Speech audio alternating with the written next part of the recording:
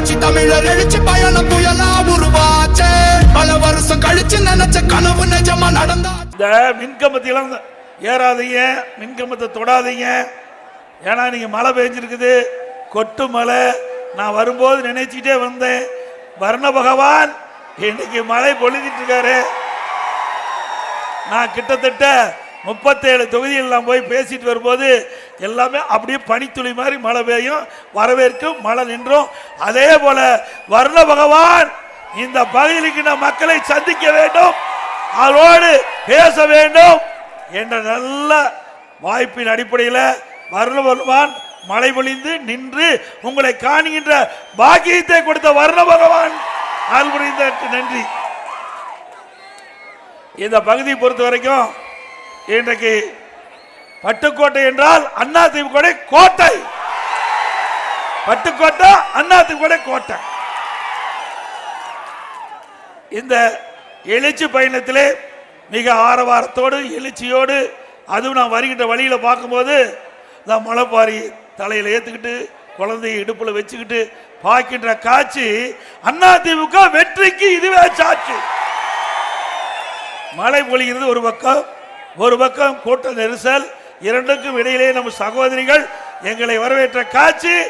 இந்த மீண்டும் அதிமுக ஆட்சி வர வேண்டும் என்ற அந்த அற்புதமான காட்சி நான் பார்த்தேன். உண்மையிலேயே மகிழ்ச்சி. அனைத்து இந்திய அண்ணா திராவிட முன்னேற்ற கட்சி உங்க கட்சி, மக்கள் கட்சி. இதுக்கு தலைவர் கிடையாது, நீங்க தான் தலைவர், நீங்க தான் தலைவர். திமுக போல குடும்ப உறுப்பினர்கள் எங்கே ஆட்சிக்கு வருவது கிடையாது. இதே புரட்சி தலைவி அம்மாவில் சட்டமன்றத்தில் தெரிவித்தார், எனக்கு பின்னாலும் 100 ஆண்டு காலம் அதிமுக தொடரும். எங்கே இருக்கின்ற சிங்க குட்டிகள், எங்கே இருக்கின்ற கழகத்துக்கு பாடுபடுகின்ற உழைக்க வர்க்கம் இளஞ்சிங்கங்கள் இந்த கட்சிக்கு விசுவாசமாக இருந்தா உயர்ந்த நிலைக்கு வர முடியும். அப்படிப்பட்ட கட்சி அதிமுக கட்சி. திமுகவில் திரு கருணாநிதி குடும்பத்தை தவிர்த்து எவரும் வர முடியாது.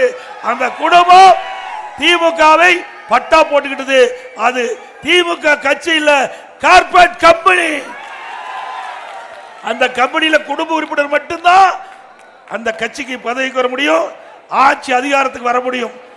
அனைத்து இந்திய அண்ணா திராவிட முன்னேற்ற கழகம் ஜனநாயக நீதியாக அமைக்கப்பட்ட கட்சி.